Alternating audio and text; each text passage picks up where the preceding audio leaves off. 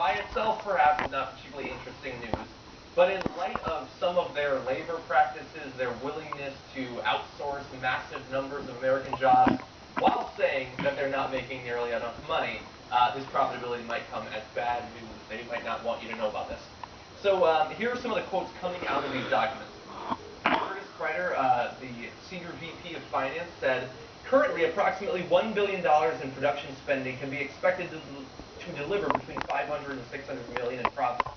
Through his continued focus on financial discipline, Doug Belgrad, the Columbia Pictures president, hopes to improve that ratio to a point where just 800 to 900 million in production spending delivers that same 500 to 600 million in profits. And more specifically, just to get an idea of the sheer amount of profits that individual films have generated just over the past year or two, This Is the End earned 50 million in profits. Again, not earnings, profits.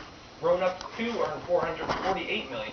Grown Ups 2 earned $48 million in profit. Did they not advertise for it? They seriously shot a walkthrough rehearsal and then printed it.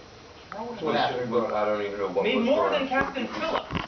Adam Sandler, Dave Spade, Chris Rock. The other thing in those leaks is they also released a ton of Adam Sandler leaks where you see complaint after complaint about making more Adam Sandler movies. Yeah, they did not seem happy with their willingness to just set them up in nice Caribbean spots for vacations with best buddies.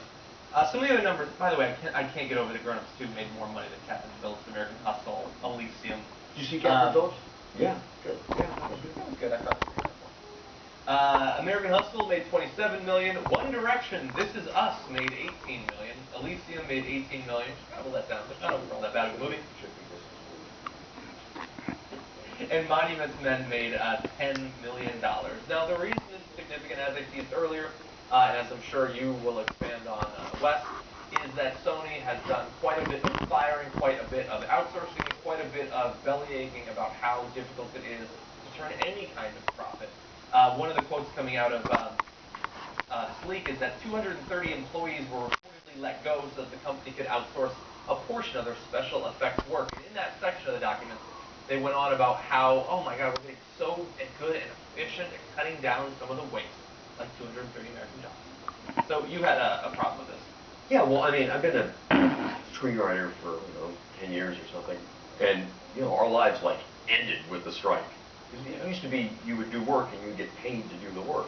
Now you only get paid when the movie gets made. Yeah. So you got to put in 4 or 5 months writing it on spec for free, even though these people have already made plenty of movies. No, we have to wait till it goes to production, and they cut our health care, they cut costs for everything, they cut the rates that they're going to pay on different outlets and distribution channels, and always saying, oh, we're broke, we're broke, we're broke. Dude, making profits like $500 million off $1 billion capital is astounding, and it's within a year or two. Yeah. Return on investment. So you're talking about one of the most profitable businesses in the world. Yeah. Not just that, these guys, they're supported by tax credits in a lot of poor southern states and New Mexico and other places. Maybe here. Oh, and I'm sure in California. They're desperate to get the film business back. As they're outsourcing all the jobs to other people. And not just that. I mean, let's think about those 230 employees that they let go, what was that, 2-3 weeks ago, right leading up to the holidays. Hey guys, thanks for doing all the work. We found some guys who will do it in China for nothing. Yeah. So see you later. Yeah. I mean, and now they're going to get the federal government involved to try and figure out who did this hack. My guess is it's not North Korea. You just fired 230 IT people, and you're wondering why suddenly all these files appear? North Korea can't get a fucking bowl of rice to half of its fucking citizens. They didn't hack Sony. That doesn't want to. I think that's the main problem. North Korea can't fucking hack Sony. South Korea, perhaps. North Korea did not hack Sony. They can't do anything. They can't do anything. I don't think it's impossible that they could have hacked Sony. I think that it's less likely now with these revelations, but it's not impossible. When it was great, when my father would talk about in the 1970s and 80s all the time, when they were big during the Cold War, big conspiracies, fell with the Soviets and stuff, he would be like, calm down. They can't flush their fucking toilets, okay? They didn't do this, all right? They got a lot of nuclear weapons, they can blow us off the map. Pay attention to what they're doing. Yeah. They didn't, and that's an absurd, and the idea was because they interviewed is coming out this week. I'm seeing it this evening with James Franco and Seth Rogen, and it mocks. Yeah, they're having it. Well, I mean, it's wrong. And the idea because they make fun of Kim Jong-un. Yeah, that he would be so pissed. And look, he seems petty enough that he would want to hack it. Dad loved movies. Dad loved movies so much. People forget this. So remember, Dad loved movies so much, and they're so incapable of making a movie. That's why they didn't act film. They're so incapable of making a movie. Also, if they'd hacked it, then the letters that they wrote to the employees, they would have been in that weird language when they translate a Chinese menu in. No, a lot of it was. Oh, it was? But it had the feeling when you read it that it was like a white guy pretending to be a Korean guy. You know, it is with great pleasure that we welcome you to Yenqing Palace for this favorite meal of day. You know, for you are our #1 customer friend. Yeah. You know, so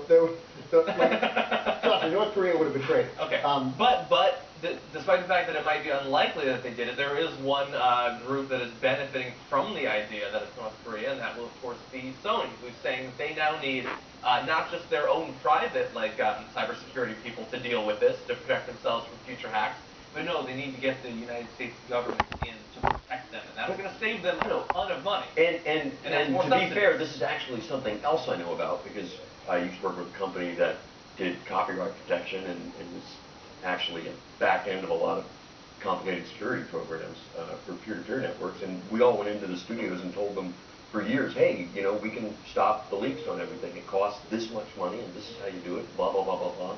Like, that's not our job. That's, you know what? That's the NPAA. They're going to get the federal government to do something about it. Yeah. So these people that are making enormous profits who don't pay their people well, they're going to get the federal government now to like guard the shop that they didn't want to guard. Yeah.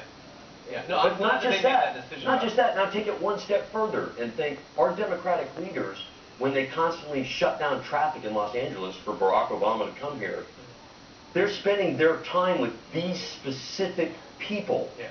Okay, that are doing this. These greedy fucking pigs. That is who is setting the agenda in the Democratic Party, and they've been doing it for 20 or 30 years. You want capitalism to be unchecked? This is what happens when capitalism is completely unchecked. Is that you have a company that, as Wes pointed out, it's not just that $1 million returns, or $1 billion returns $1.5 billion. It's not just that you get a $500 million return. You get it quickly. You don't get it in 9 years. You get it in 9 months. You get it in a quick turnaround. And it's a larger chunk faster than real estate, energy. I mean, even it's like an oil company. And that company has a meeting and a document which says currently approximately $1 billion is production pending can be expected to deliver $500 million to $600 million in profits. Wrote company controller Curtis Price, right? So that he can write that, and that the reaction to that is not, wow, man, the Green Party's going to be off the rails this year, right? This is fantastic. Like, who can I fuck? Like, I feel great, right? I'm sure they also do that. And instead, the reaction is, now my aim is to reduce production overhead to 800 to 900 million and still get that 1.5 billion. But these are the heartless fucking psychos that are in charge of the majority of large corporations in this country. Okay, but here it is in a way that I can relate to because these are the guys who made This Is the End. Like, you know, like you know, when you're making widgets or you're building aircraft carriers or you're making Boeing jets or you're building stuff for the Defense Department, you know.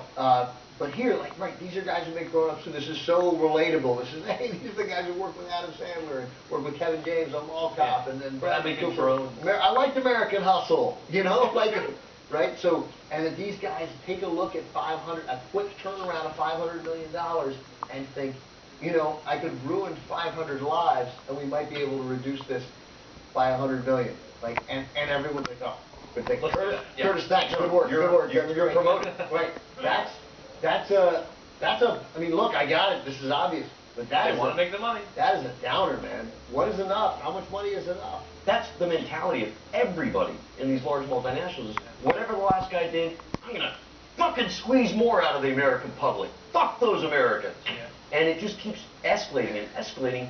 But you have to understand, this is who our politicians are talking to. This is who they have their meals with. These are the country clubs they go to. These are the vacations they go on. These are their donors.